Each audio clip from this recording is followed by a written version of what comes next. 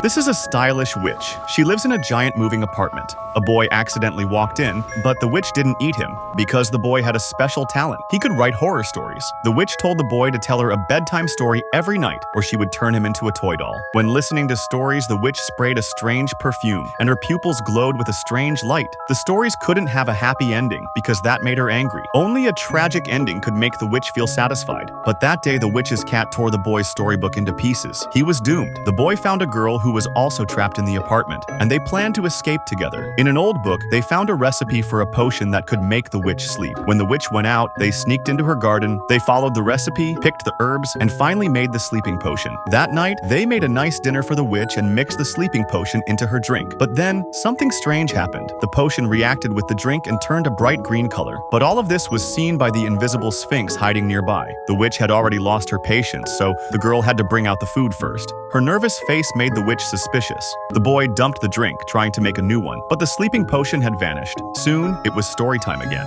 The boy moved slowly and nervously. He had spent all his time making the potion and never wrote a story. The witch had already sprayed her perfume and was eager to hear a scary and interesting tale. But the boy kept flipping through his notebook. The witch lost her patience and shouted at him. He looked at the clock and quickly made up a story about a cuckoo clock. But the witch quickly noticed all the flaws in it. She grabbed his notebook. Every page was blank, not a single word written. The girl rushed to explain, but the witch was already furious. Right when the witch was about to cast her scary spell on them, This is long overdue.